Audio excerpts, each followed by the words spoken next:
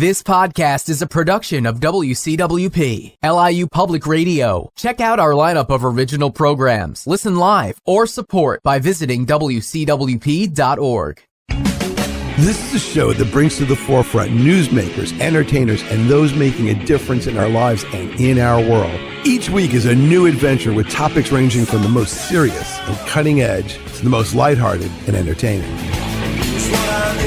This is Taking Care of Business with Richard Solomon. Greetings, everyone. Richard Solomon, Taking Care of Business. This week, we have an incredible show. First of all, to get one of my favorite attorneys is Geoffrey Mazel. And Jeff is just an incredible expert on almost all topics relating to real estate. Just talking about real estate and any component of real estate. And he is one of the people that I go to. He is based right here in Nassau County, and he'll give out his contact information. But he's putting on a very specific focus for today, and it's on co-ops. And more importantly, to assist, we have a number of different guests who are kind of friends of the show and certainly alumni. So I want everybody. So Bob, Warren, who else we got? Just everybody, sort of introduce yourselves. And let's take it from there. So, Bob, when you go first, who are you? Yes, I'm Bob Friedrich. I am president of Glen Oaks Village. We're actually the largest garden apartment co-op in New York. And a garden apartment co-op is really a horizontal co-op as opposed to a high-rise. We have 134 buildings. We have 10,000 residents, and we're on 125 acres of property. Wow. That's really cool. That's really cool. And by the way, it's beautifully maintained. Well, thank you. Okay. We try very hard. And Warren. Yes, Richard, thank you for having us. My name is Warren Schreiber, and I'm the president of my own co-op. That's Bay Terrace Co-op Section 1, which is, as the name denotes, is located right by the bay. I've been president of the co-op now for about 22 years, which shows that I'm really a glutton for punishment. And in addition to that, along with my friend Bob Friedrich, I am the co-president of the Presidents Co-op and Condo Council. We now represent almost 100,000 co-op and condo residents, and we were put together. It was the original idea of Bob Friedrich, and I joined him. And we now work together. All right, Jeff, let's talk a little bit about your legal practice and your affinity for real estate, and especially in the area of co-ops. Well, yeah, again, Richard, thank you for having us. My name is Geoffrey Mazel. I'm the legal advisor to the Presidents Coop Condo Council, which is the leading advocacy group for co-ops and condos in the city of New York, and as we like to call ourselves, we're the voice of the co-op and condo community. In my spare time, I'm a founding member of the law firm of Hank and Mazel. We specialize, or we concentrate our practice almost exclusively in the representation of co-op and condo boards. So we have vast experience in many of the issues that any co-op or condo would come across, and we've been doing it for over 35 years. And you have by the way, you know how you have to really project your voice at all those board meetings? If you could do that, that would be very helpful. Yes. There you go. Really just shout it out. Do you have a phone number and a website you could share with us? I do. My phone number is 212-349-1668, and my website is www.hankinmazel.com. HANKINMAZEL.com. In addition, the PCC has a website, which is PCCNY.org. I hope I got that right. PCCNY.org. We have a fantastic website with lots of information on many of the issues we'll be discussing today and other issues that we've worked on over the years and will be working on in the future. So if anyone... Yeah, Jeff, let me just correct it. It's 3 C's. It's Presidents Co-op and Condo Council. It's PCCCNY.org. Oh. Wait, there's no NY in there? Yes, the NY is in there. It's PCCCNY.org. All right. So, as if anyone was familiar with the old TV show, The McLaughlin Group, he would always come out and go, issue one. So issue one is tax. Let's talk about the whole, because we need to talk about some victories here. I guess maybe before issue one, maybe issue A is, why are co-ops not necessarily treated well, in the political sphere? Why are they overregulated and taxed more and treated differently than other forms of real estate ownership? I think that's a Bob question. Well, I would say that they're a very easy target. You have a co-op that might represent many, many households. In fact, it's really crazy when you think about it, because co-ops are professionally managed. They have attorneys. They have professional management groups. There are a number of people on a duly elected board of directors that makes decisions. Those boards, just like politicians, can be voted in and out. So if you want to talk about housing and how housing is run, there probably is no better example than cooperatives. So why this obsession with them? It's really odd. I think it just has to do with the fact that it's an easy target, and there probably are fewer co-ops than single-family homes or rental tenants. So, as I said, it's an easy target for politicians to blame and point fingers at. But the fact is that they are the best run. And even during the period of time when there were foreclosures on single-family homes, there were very, very few foreclosures on co-ops, because co-ops are professionally managed with legal counsel. So this obsession is really uncalled for, and there really is no reason for it. And the other thing that I would say also is, because there is a board of directors, and before someone can move into a co-op, that applicant has to be interviewed by the board, and it's usually a real estate agent that brings that potential customer, and that real estate agent doesn't get paid until that sale closes. So sometimes boards might take a little bit of time, might not approve somebody, although most of the times they do.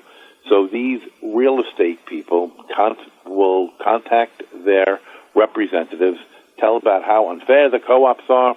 What they're really saying is that I want the deals to close very fast so I can get paid. And politicians are listening to them, and because they're unaware of really how co-ops work, and that's where we try to educate them with the PCCC, this is the reason that I think co-ops are always, on the in the sights of these legislators. All right. So speaking of sites, Bob, go ahead. Can I answer that, Richard? Sure, please. Co-ops are a stable form of housing and a stable industry that pours millions, if not billions of dollars into the New York economy. And there is no profit. So the co-ops are something that should be treasured by elected officials, because we make their jobs easier, because co-op communities are inherently more stable, cleaner, and better run than neighborhoods with rental housing. However, as Bob said, there's a political will here to come after co-ops because it makes for good politics. And most co-ops, and we've done some studies on this, most co-ops are not Park Avenue. They're Union Turnpike. They're Northern Boulevard. They're affordable forms of home ownership that should be recognized as such and protected by elected officials, and not constantly the barrage of attacks that co-ops have been under. The New York State Legislature, we did a count this last session, although it ended up fine, and we'll get into that later, had over 50 pieces of legislation affecting co-ops, and 49 of them were negative. Wow. So they really sought to micromanage every aspect of co-op governance. Right. So if I could just add something to what Bob and Jeff had said is most of the complaints concerning co-op or condo governance, they don't come from the agencies that actually oversee us, the government agencies. They come from the elected officials.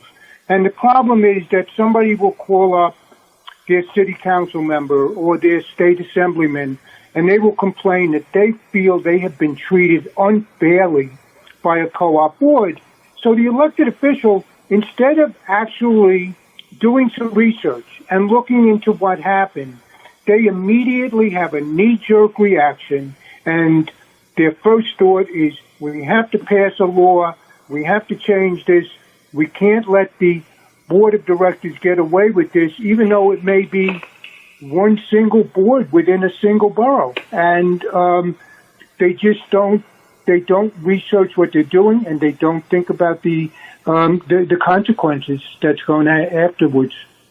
And they certainly don't live in co-ops, I guess, because they certainly don't. Right? They don't. They don't live in co-ops. Because my observation of all the co-ops I've ever passed by is that they seem to be very neat, very well maintained, very quiet.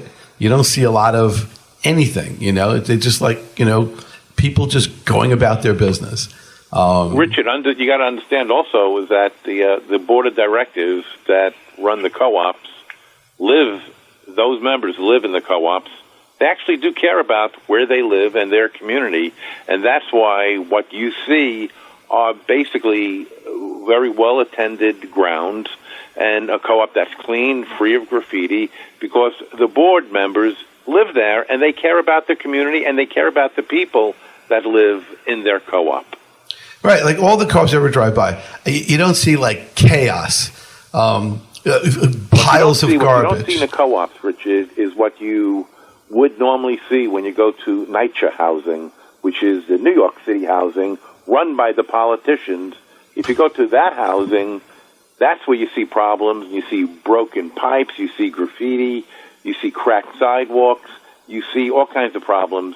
In the housing run by the legislature, the city council, and the mayor, that's what you see. You don't see that in co-ops and condos. Right, you don't. And not only that, you never see anything in the news about co-op maintenance issues. You don't see there's been no heat for 6 weeks, or you never see any of that. You just don't. Right. And yet you will see that. Go ahead, Warren. Go ahead. You will see that in night. No, I was just right. You don't see that. And again, to get back to Bob's point, the comparison with NYCHA, every co-op that I know, when repairs are needed, they're done immediately. In my co-op, if somebody calls us and says that there's something that needs a repair, that same day we have one of our maintenance team. They are at that apartment and they're looking there, and they will.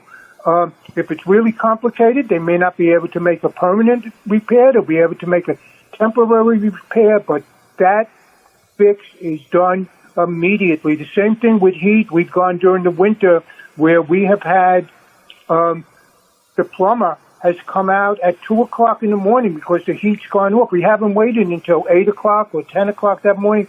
2 o'clock in the morning, they have been there working on that heating system, trying to restore the heat. And that would never happen in the city. It would never happen in NYCHA. And also, people forget that, especially in Queens, we are affordable housing.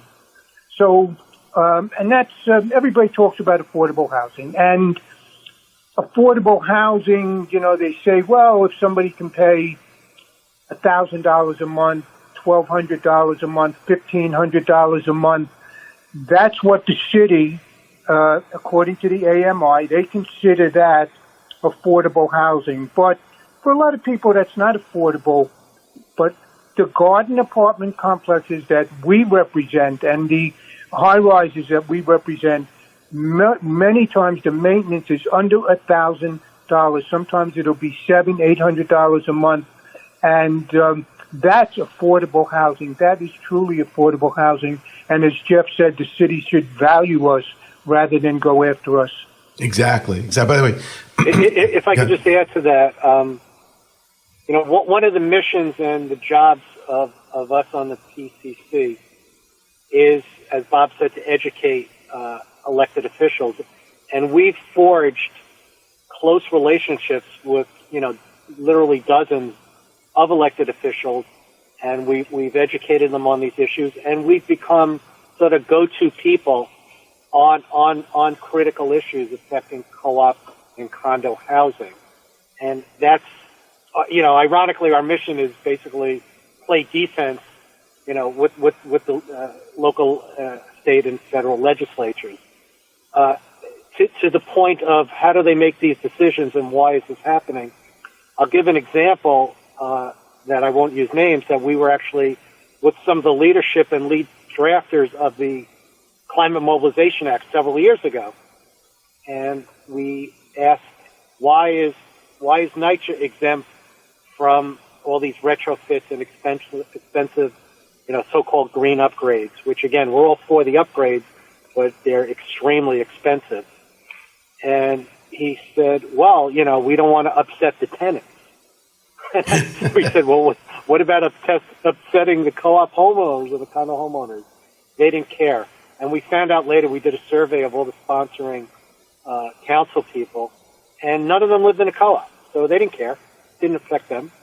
So they carved out their constituents, and they put the targets right on the back of co-op and condo homeowners as the only homeowners in New York City that are being forced to pay for these extravagant, expensive retrofits that may or may not pay back. And I know we're going to get into the issue later. So that's the type of thing that we work on, is to make sure we try to nip these issues in the bud as much as we can, bring the co-op and condo homeowner vantage point to the elected officials' attention, and work through the system. We've met with, we've been to Albany. We worked in Washington. We've worked clearly at City Hall. It's always a good time to go to City Hall with Warren Schreiber, because it's like, all his old friends work there. So he's busy saying hello to everybody. But we go there often too when the pandemic allows. All right. So believe it or not, our first segment is upon us. So everyone who is listening, this is Richard Solomon. I'm joined by Geoffrey Mazel and Warren and Bob and yours truly. We will all be back there with the PCCNY.org. Catch them on the web. And Jeff is with Henkin and Mazel, and we'll post their information up on the web. We'll see you right on the other side of this break. Keep listening.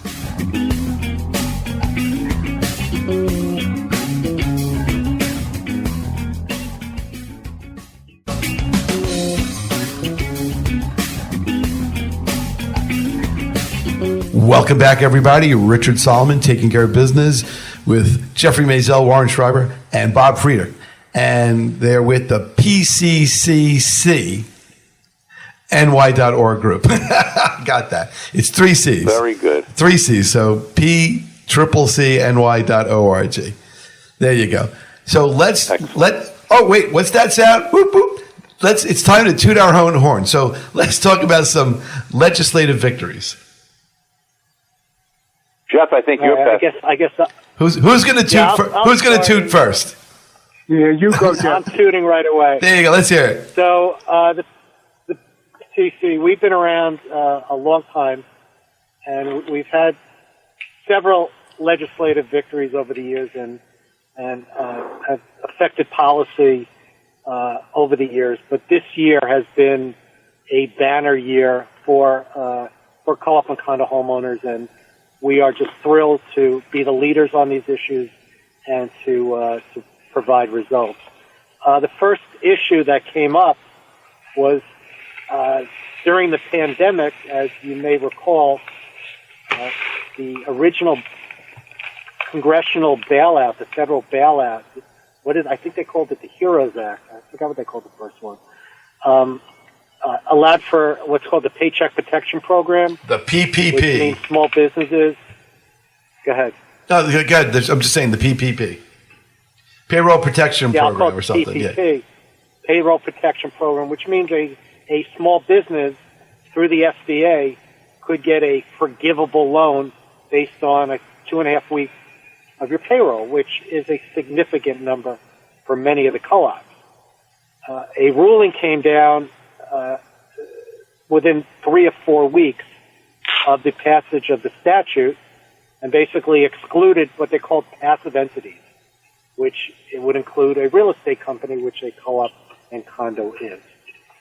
We our jaws dropped, our collective jaws dropped, and, Bob and I and Warren and our executive members, we got into action and we leveraged our relationships with both our federal elected officials and other co-op organizations to see what we could do about amending the statute and including co-ops in the Paycheck Protection Program. Our first calls were to our local congressional delegation, mainly Congresswoman Grace Meng and Congressman Tom Suozzi. They were extremely receptive. Grace Meng's office had people from Washington drafting the amendment within a week of our phone calls and our correspondence. And then we also contacted Senator Schumer's office, who we've worked with before, and he's a good friend of our organization. And the second... Go ahead, I'm sorry. No, I didn't say anything. The second round of the HEROES Act in the U.S. Congress in May of 2020 did include co-ops in the Paycheck Protection Program. So the big issue at that point became the U.S. Senate, which, if you recall, nothing got passed from June till December. We worked with Schumer's office very closely, and we actually met with Senator Schumer on 3 separate occasions, personally, Zoom personally, which for that time was personal.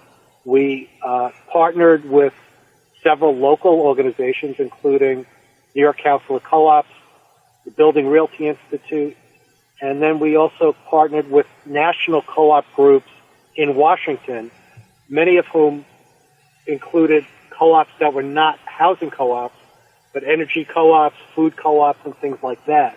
And we petitioned both the Senate and the SBA to get co-ops included. Long story short, the end of last year, the HEROES Act, the second round of it passed the Senate, and it included co-ops in the PPP program. So, we've done sort of some back-of-the-napkin calculations, and we figured our efforts, and believe me, and again, I'm tooting our horn here, we thought of it, we did all the work, nobody really, if it wasn't for our big mouths, co-ops would have been exempt, and they wouldn't have gotten it done, and we're talking tens of millions of dollars. Well, let me just say, in Glen Oaks Village, because we had an incredible amount of additional expenses due to the pandemic. We had to clean all our playgrounds, we had to do on a daily basis. We were eligible, and we received over $1 million in this PPP program that will be a forgivable loan to help us in those expenses. So this is real money, and it helps real people, and it was an unbelievable win on the part of the Presidents Coop Condo Council. Well, I guess. Right. Go ahead. This was huge for all of us. The money was really important, and I'm particularly pleased.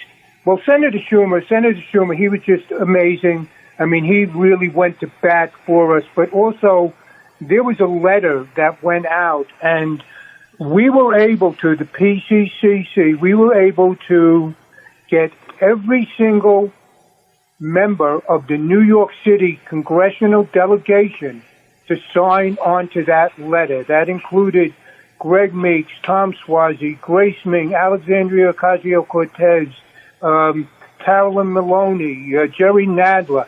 Every single member of the New York City congressional delegation, signed on to a letter of support. And, we were really proud that we were able to do that and bring everybody together. Even in Congress, they can't bring everybody together. But the Presidents Coop and Condo Council, we did that. Can I add to that, Warren, that Congresswoman Nydia Velasquez worked with us. She works with Grace Meng was a very key figure, Congresswoman Meng. And Velasquez was the chairwoman of the Small Business Administration Committee, a small business committee in Congress, in the U.S. Congress. So she was a key player with respect to the U.S. Congress. It got right to Pelosi's desk, and it was within weeks it passed the U.S. Congress. And as Warren said, I mean, that was our letter. There was a typo in the letter, and that was like our typo. So we were proud of that. And they listened. They listened. They did listen, and I didn't mean to leave out Congresswoman Velasquez, and that's what happens when you try to mention too many names. You always leave somebody out. Yeah. So if she's listening, I apologize to her. No, I hope she is. I was going to say, I made that mistake when I was accepting an Emmy. No, I'm just kidding. No, we actually had direct contact with her office. Some of my clients and some of our members are some of the larger co-ops in her district, so she took a strong interest in it. So, Richard, the other big win, and I'll pass this to I'll let Bob start on this one.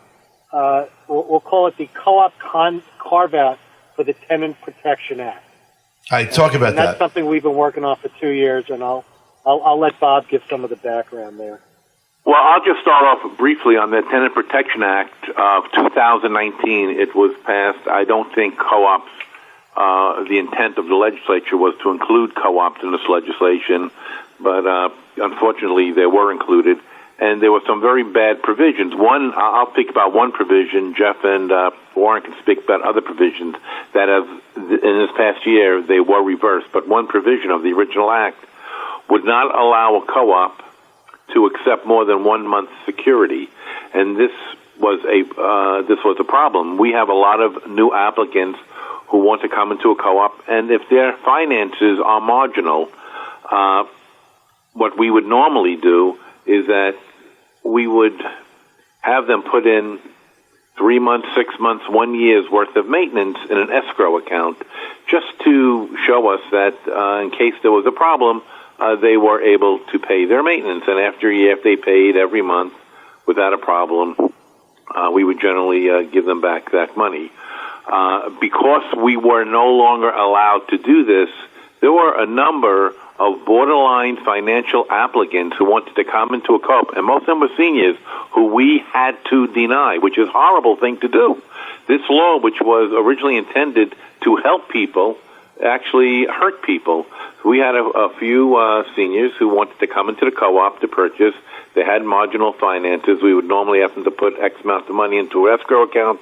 Since we were precluded by law to do this, we had to deny them admission to our co-op. It was a terrible, terrible thing.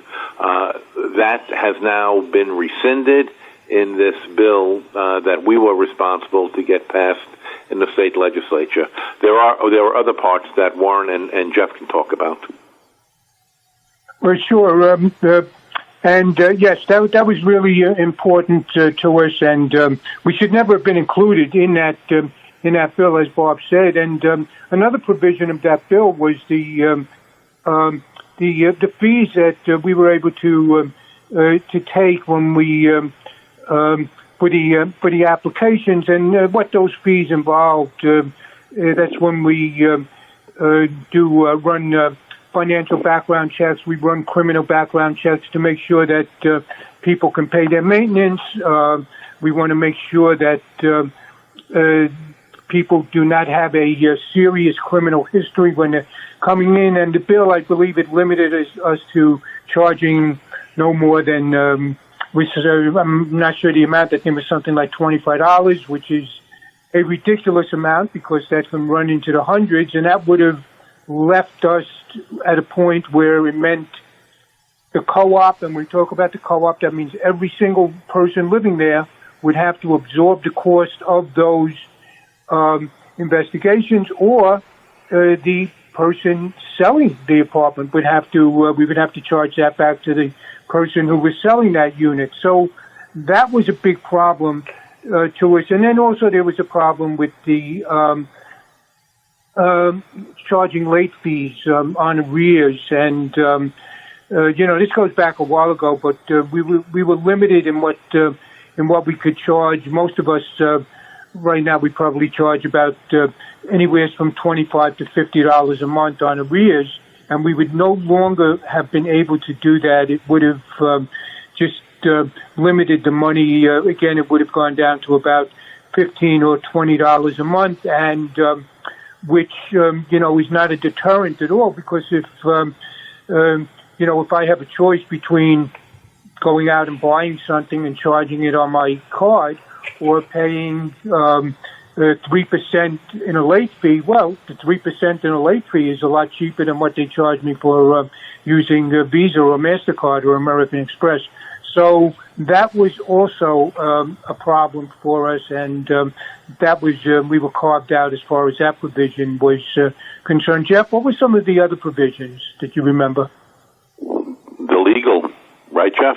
We had to go to court. Oh, yes, the legal, Jeff. Yes. Jeff? Yeah, well, Jeff, are you there? Okay, well, you can only bring you can only bring a summary proceeding or a landlord-tenant proceeding for maintenance only, Richard. So that means to collect legal fees, I would have to bring a civil court collection proceeding, which could take 2 years. So or more, and which would probably cost more than the legal fees themselves. So basically, non-complying shareholders who aren't paying are being protected, and the rest of the shareholders, or tenants, as they're called in the state legislature, are not being protected. So how are you protecting the vast majority of your shareholders when a small minority of non-complying shareholders don't have to pay legal fees? We got that reinstated in the carve-out. That was the last item that we negotiated, with the Senate Housing Committee through Assemblyman Braunstein's office till the midnight hour. Yeah. Hey, Jeff, could I just put it in there? Let me just say something about that. Let me just put it in layman's terms so your listeners, Richard. In a co-op, every month we charge maintenance. That maintenance is used to pay for the staff, for the cleaning, for the taxes. Mortgage. A lot of co-ops also charge on a monthly basis a special fee for air conditioning. Maybe they have a special assessment that they incurred. They put new windows in or whatever, and they charge that. What the original bill forced us to do as a co-op, if somebody did not pay, we had to go through 2 court challenges. In other words, we had to go in one court and pay our attorney to try to collect the maintenance, and then have a secondary redundant legal case and pay our attorney again to collect the other parts that the shareholder did not pay. So it was basically doubling our legal costs when we were looking to collect money. And don't forget, when somebody doesn't pay their maintenance, that loss of revenue now has to be made up, and it becomes a burden on everyone else. So that law required us to have a duplicate set of legal challenges to collect the same money. Thankfully, that's been rescinded, and we no longer have to do that. I have to ask a legal question. What gives government the right to regulate a private enterprise? They cannot tell a store owner how much a box of cookies should cost. They can't tell you, don't sell more than 3 boxes of sugar to any one customer. I mean, they just can't do that. So why are they micromanaging? Well, there has to be a basis. It can't be arbitrary and capricious. Right, but Richard, we looked into litigation on the Tenant Protection Act. Our first move, and just to take a few steps back, in June 2019, the 3 of us, and I guess some of our other executive members, we personally met. We loaded up the car and went down to Bell Boulevard, and we personally met with State Senator John Liu and Assemblyman Braunstein, and they prepared the what became known as the carve-out bill. and that's the bill that was the model or the basis for what eventually passed. So what we did and what happened through the last few years was a direct result of us going to our local elected, telling them, you screwed up, and they admitted that this was a big oops. Nobody intended co-ops to be in there. And to their credit, they did the right thing. And they advocated on behalf of co-ops. And by the way, it passed the Assembly unanimously. I don't think there was one negative vote, and I think it might have passed the Senate unanimously. So at the end of the day, everybody, came together and realized, all the electeds realized this was very poor legislative malpractice, if you ask me, but they righted the wrong. So, but by the way, I just found out yesterday, we're still waiting for the governor to sign the legislation. It is not signed yet, but that is that's a pro forma thing. All right, we have to take a quick break. It's an interesting side note. We have to take a quick break. We'll be right back.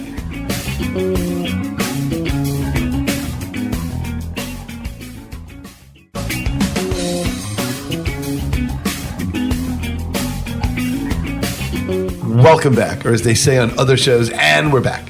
So, we've been talking co-ops, and we've had some great segments. In case you missed it, everything will be up on sort of YouTube, podcasting, wcwp.org, Streamcast, all kinds of stuff. You can always send us an email.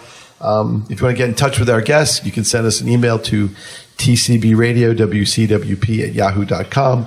We'll make sure it gets there. You can always call Geoffrey Mazel, M-A-Z-E-L, Henkin and Mazel, Hankin, Mazel.com. He's one of the founding partners. Again, Jeff, what's your 212? 212-349-1668. There you go. And then, of course, you got pccny.org.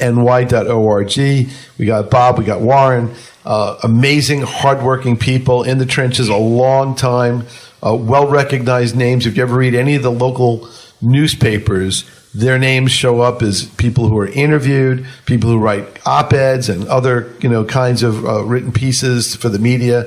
In the days when people used to take mass transit and read those papers, you saw them all over the place. I guess that's all returning.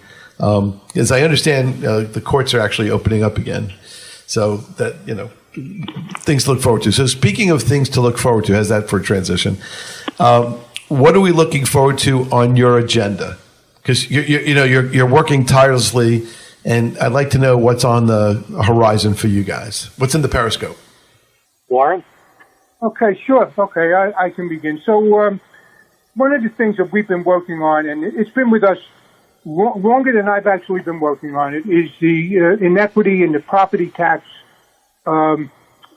system that puts co-ops and condos in Class 2 properties as compared to 1 and 2 family homes, which are Class 1 properties. The Class 1 properties, they have caps in place. They have protections in place.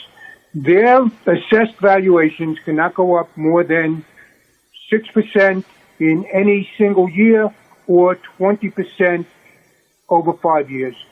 Co-ops and condos, Class 2 properties, we have no protection whatsoever as far as the assessed valuation is concerned. The sky is the limit. This really came to a head in 2012, and I still remember it was an evening, and I was at home, and I received a call on my cell phone. It was from at that time the person who was my state senator, and she lived in a co-op in Whitestone, Beechhurst area, and she first thing to me was, Warren, what's going on? She said, we just got our assessed valuations on the property tax, and we increased by 150%. Wow. I'll say that again because nobody believes that. 150%, which totally blew my mind. So my first call was either to Jeff or Bob. I don't remember. I know I called them both. I don't know in what order, but I did call them both. And we started working on this, and we put together meetings, and we had standing room only town hall meetings at North Shore Towers. And we met with the people from the Department of Finance. And what they did, the Department of Finance in 2018, and I like to think that a lot of this was in response to our urging and our advocacy. They, the mayor and the city council speaker, they put together the New York City Advisory Commission on Property Tax Reform. And they held hearings throughout the city. We went to the hearing that took place in Queens. It was at York College. And Geoffrey was with us, Bob was with us, the president of Clearview Gardens, and we had some of our other members from the Presidents Coop Condo Council. We went there. We testified before this commission. And I have to say that I was actually pleased because this commission was different than other commissions in that we actually felt they were listening to us. And as we would testify, they would ask us questions about our testimony. So in 2020, in January 2020, they came out with a preliminary draft report, and it included 10 recommendations that they felt, would help not only co-ops and condos, but private homes. So one of them was to create a new residential class, and that the co-ops and the condos would go into that new residential class, but it would be in the same class as one and two family properties. But the 1 and 2 family properties, they would then lose that 6% and 20% cap. That cap would go away, and instead, the new residential class would be assessed by fair market value.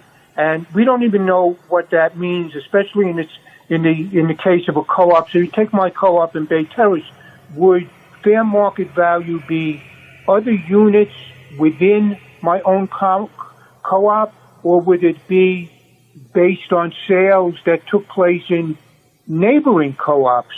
So that question wasn't answered. Also, right now, co-ops and condos, we enjoy the co-op abatement, and that abatement would end.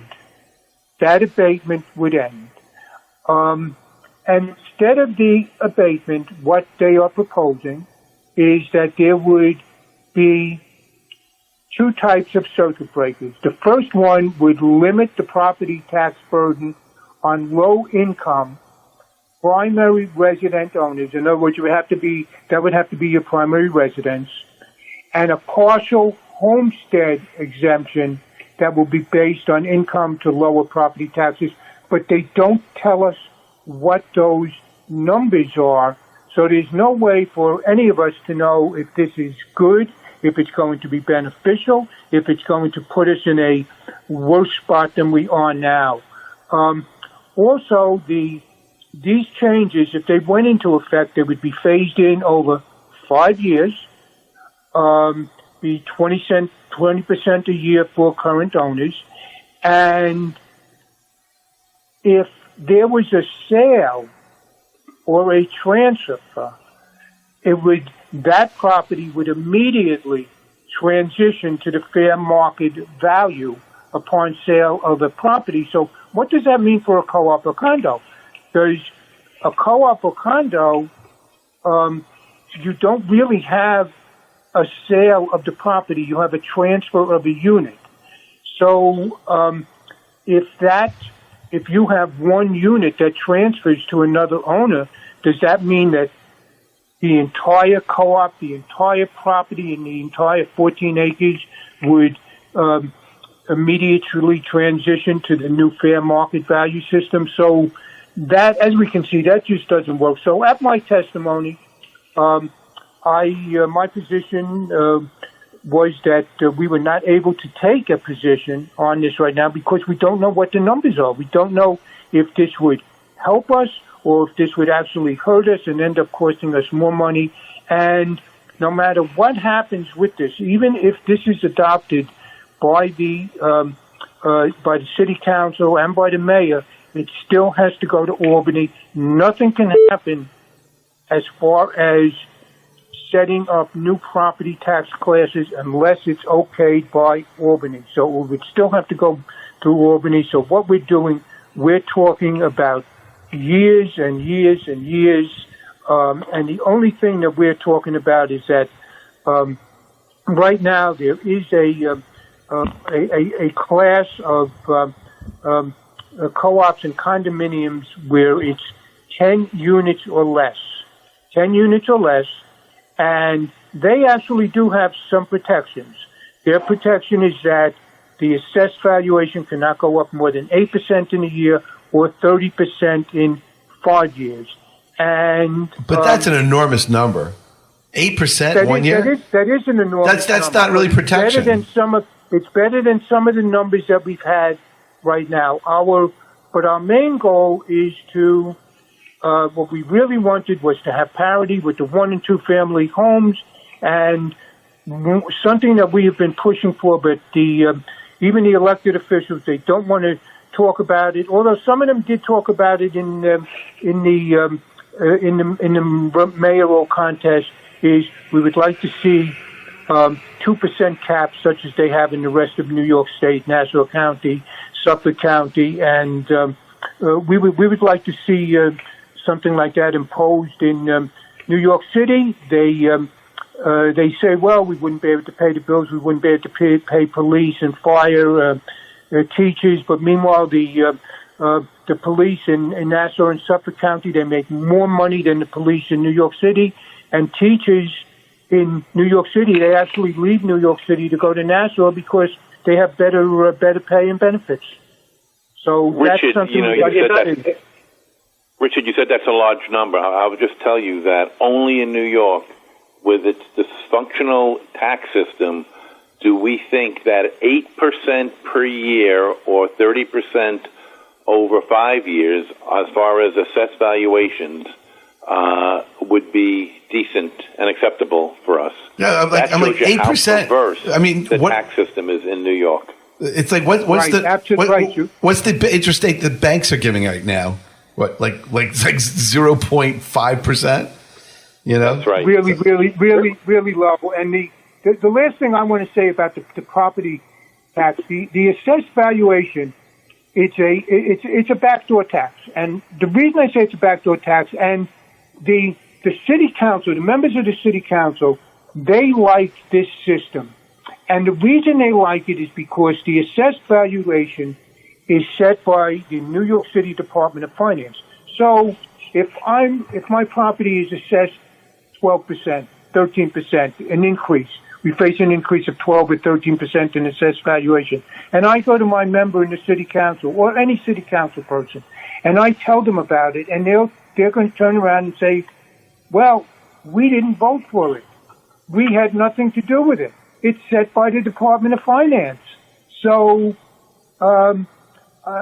something else that we would like to see more transparency, and maybe the city council should have a larger role in the assessed valuations, so this way they can't run away from it. It just seems that if I can answer that,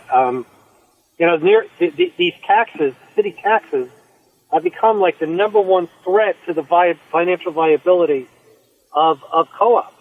I mean, they've gone from being, on average 20 to 30% of the budget to 40, 50, I've even seen 60% of co-op budgets. So, ironically, it's the city of New York that is really the number one threat to the financial viability of the co-op housing stock. And, we're here to make sure that whatever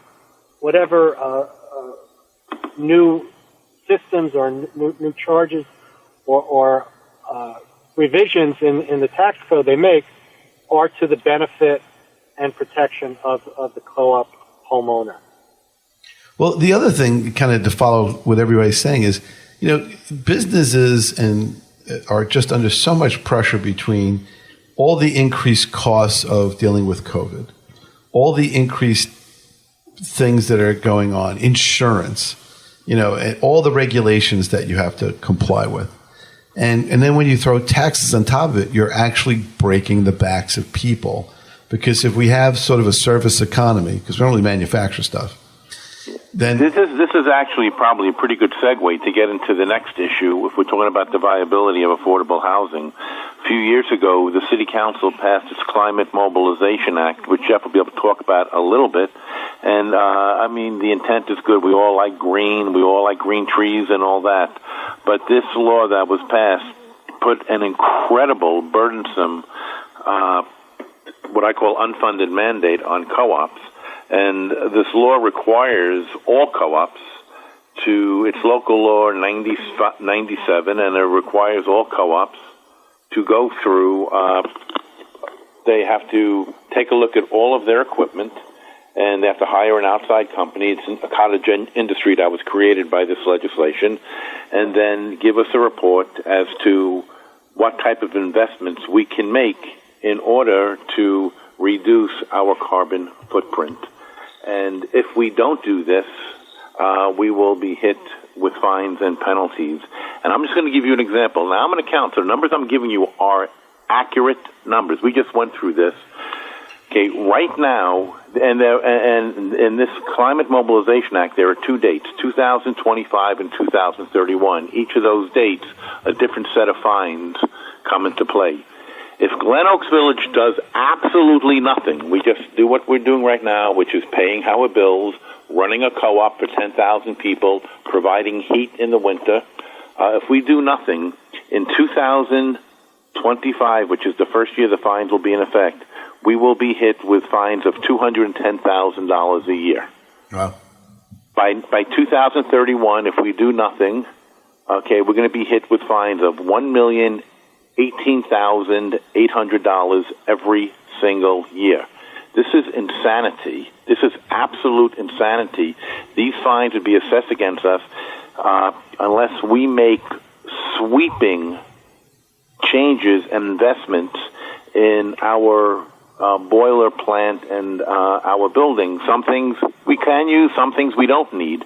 But basically, co-op boards are in the best position to determine how to spend their limited resources. So under this Climate Mobilization Act, it would require us to spend for boilers, to put new and more energy-efficient boilers in.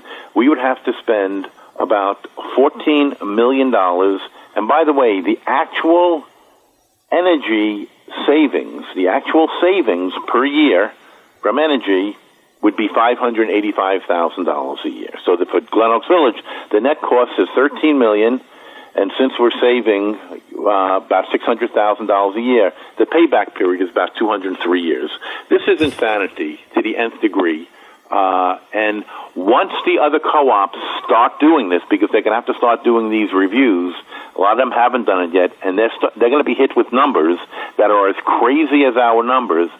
We're hoping that, and we're going to have them bring pressure to the City Council to either exempt garden apartment co-ops or just all co-ops from this crazy legislation, or eliminate the fines, or push those fines back way back into way ahead into the future. This is insanity. We cannot afford to spend $20 million on things we may or may not need in order to get a $600,000 savings. And if we don't do that, we're going to be hit with fines of $1 million every single year. It's crazy. Wait. It's absolutely insanity. But wait, hold on. What's happening? We're actually out of time and I have to close out, but we'll continue this in a podcast. So for everyone listening, thank you for listening. But thanks to Jeff, Warren, Bob. But what we'll do is this: for anything that we have not covered, we're going to stick it on YouTube in a separate segment. We'll see you next time.